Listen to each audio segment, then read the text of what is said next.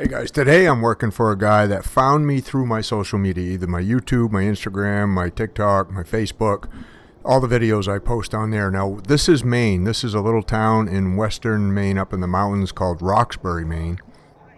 So he bought some land here and he's building, a small house or a camp, but he lives in Massachusetts. He's a landscaper. So he found me through my videos, hired me online, and, paid a deposit, and here we are. Now, he came up and got this all set up the previous weekend. He put the styrofoam in, put the wire in, put the form up. And basically our job is just to pour and finish the concrete floor. Now, we also hired somebody else that I don't know who it is to do the concrete walls and to do those footing pads. And the only thing he told me was they kind of got the footing pads in the wrong spot, so he had to dig out around them a little bit to make sure he had enough concrete under where his lolly columns are going to go, or chimney and stuff that's going to hold a lot of weight. So that's why it kind of looks like that the way it is. And it's not that he didn't finish the styrofoam, he needed those pads dug out deeper in those areas. So we got 2 trucks coming.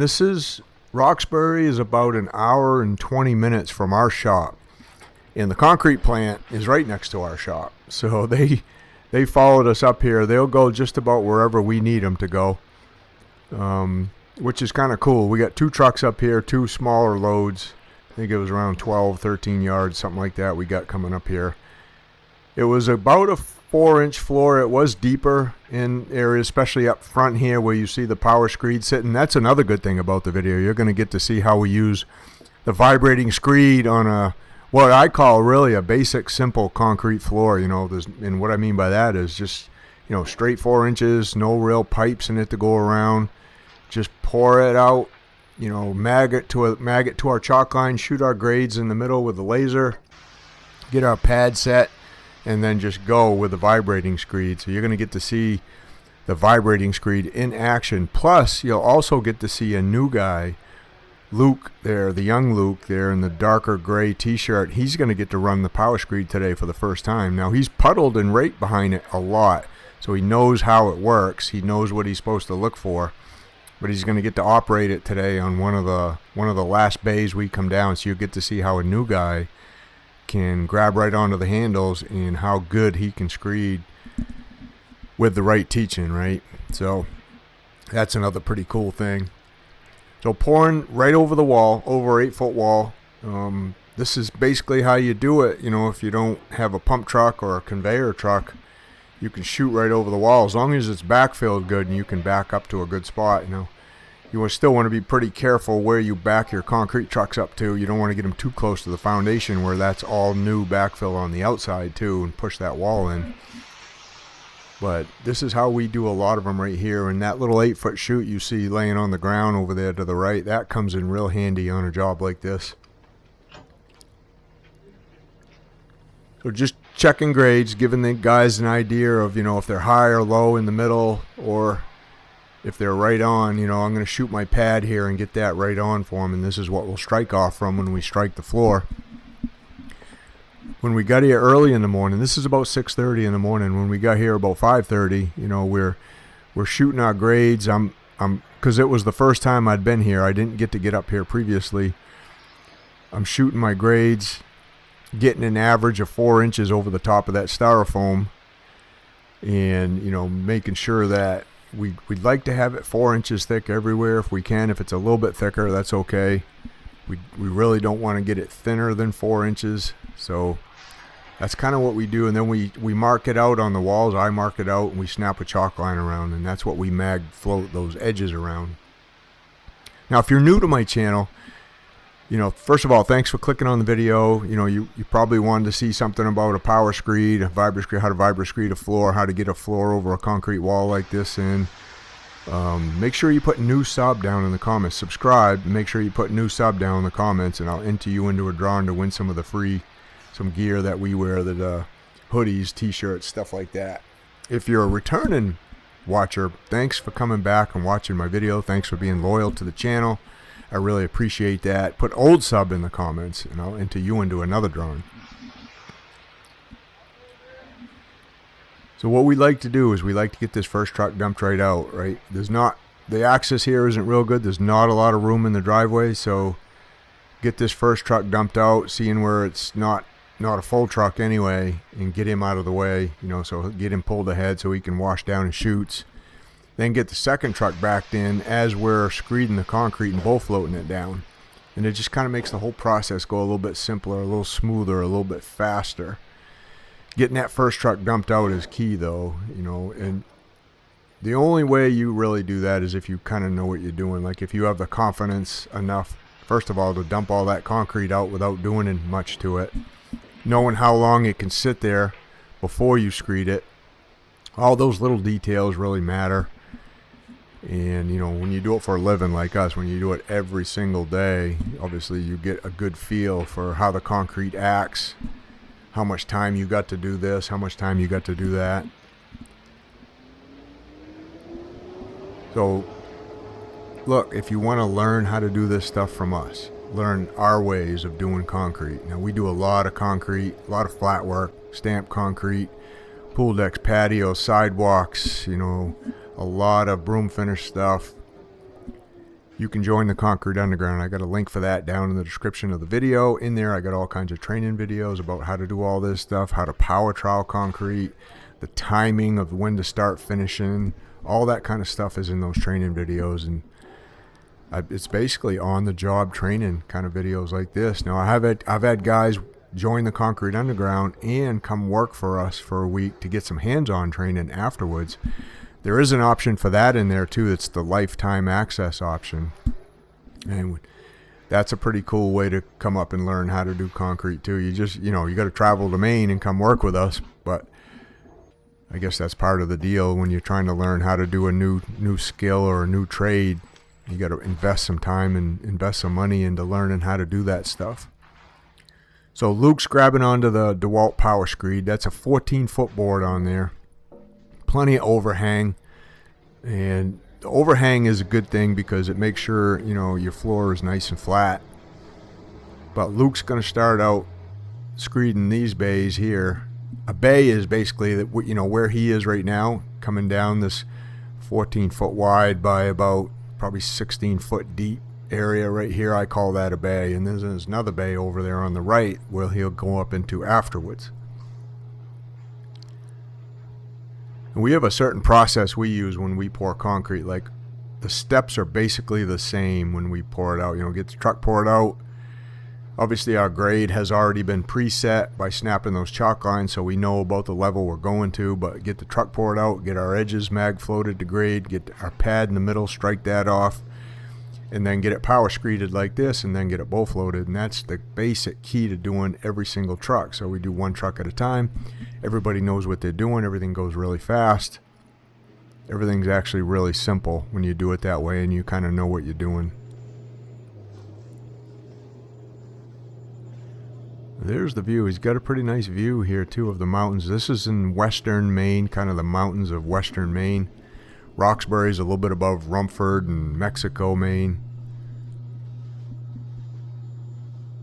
There's a really good shot of what it looks like. Now actually operating that screed is actually pretty simple. I mean, you grab the handles, you give it some throttle. The key is knowing, how to operate it, right? What to look for. Luke's, you watch his head, he's looking at both his ends, making sure his ends are scoring, and they're both scoring at the same depth, I guess, to make sure the floor is flat. He's also kind of walking backwards at a pretty even pace. He's not stopping and starting. And then the two guys raking behind him, making sure the concrete's at just the right level, is probably even more important than the guy actually screeding. It just makes the whole thing all the way around, the whole process, simpler when everybody knows what they're doing. So I'm up getting that second truck backed in, getting him in place, telling him what slump to mix up to, while the guys got that first truck screeded down. You can see that was pretty simple. And then as Luke runs the bull float over this thing, it's not a really drawn out process. It's basically up and back, and that thing's smooth.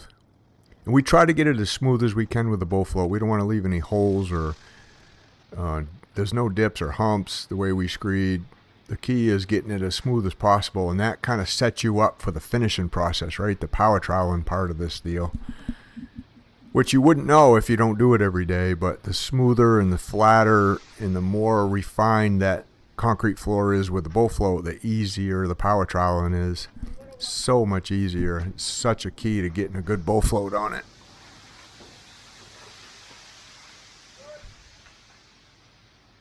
Now for me, coming up here, I usually do the ordering, the scheduling of the concrete, but I usually show up in advance and I shoot all my grades in advance and I check the thicknesses. Now with this one, because it was quite a ways away and we've been pretty busy, I didn't get a chance, so I had to make sure I order enough concrete, right, and not run out.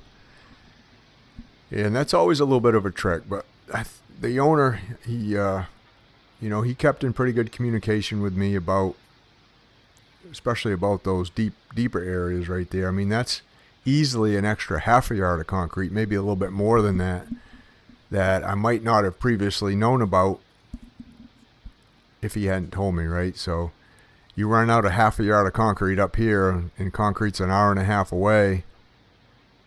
I mean, that's not going to be a very good day.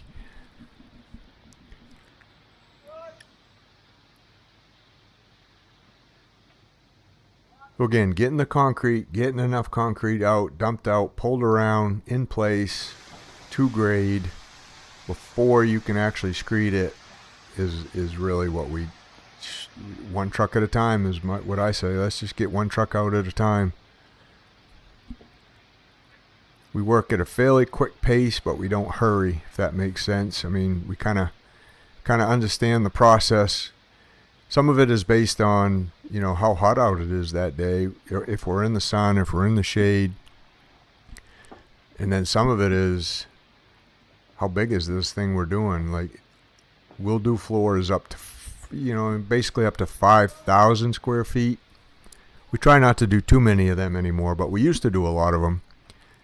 And then, as I was growing up, how I was taught was not only on just small ones like this, but we did big stuff too. 10, 15,000, 20,000 square feet, 1,000-yard pours, 2 pump trucks pumping at the same time, 30 concrete trucks on site. I mean, big, huge commercial stuff, schools, warehouses, parking garages, hospitals, you name it. That's how I learned. That's how I was taught. Now, coming back down to these smaller ones like this, like these are super simple, super easy compared to that other stuff I've done.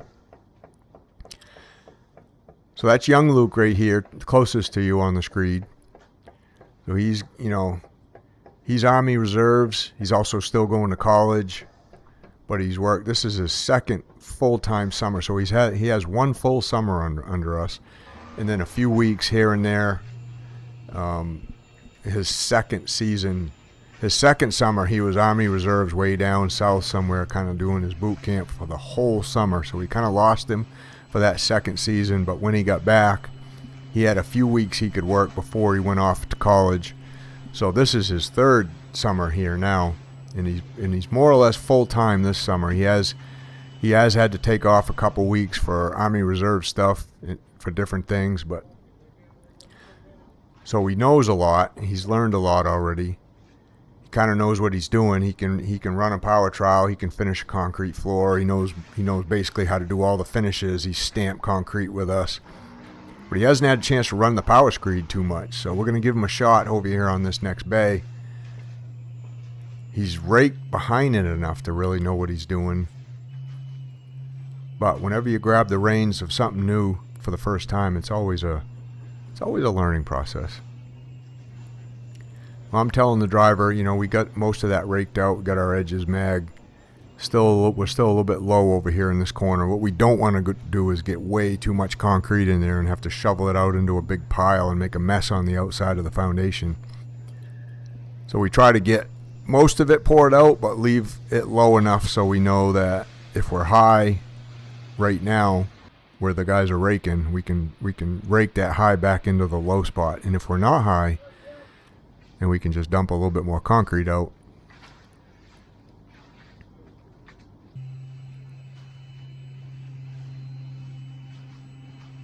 All right, so I'm just kind of kind of evening up that bay a little bit. Now we got this one last bay to come down. Now here's Luke. So you can tell by his head, you know, he knows he needs to watch his both ends. He needs just to give it about half throttle, nice and easy. Walk backwards, slow and steady. And then I'm right there with him, watching him real good, making sure that he's doing it right. But also explaining to him that, hey, you know, you got to fill your footprints in as you walk backwards. At the same time, you got to keep an eye on both ends. You don't want to go too fast. You don't want to go too slow. But all in all, man, he did a really good job. That was perfect right there. So now we know we got enough concrete there. You know, if anything, we want it, you know, a bucket or two high, right? We don't want to leave it low and have to go back to the concrete truck, shovel some back in. So he's working his way down that bay towards the board. Now there's one key thing we do at the very end here that probably not many people do. And it's just, you know, it's one of those things where we're probably a little extra fussy sometimes, but I think that plays a big key in the quality of our work. Probably why a lot of people try to hire us is, you know, more or less word of mouth. Our quality is really good over the years, but sometimes we'll try to just go the extra mile and make sure things are right. Or at least in the back of my mind, I know they're right, so I can sleep better. So we'll lay, you know, got the power screed down. Everything's probably perfect right there already. But I like to grab that hand screed and just double check, make sure that's good and flat right there. And if it's not, that thing's not going to lie. It's going to tell you. If there's a little hump there, if there's a little dip right there, it only takes a second just to check it. So when he puts his, you know, when he builds his wall right there, everything's going to be really nice and flat. There's no humps or dips or anything like that. It's probably got a door going there.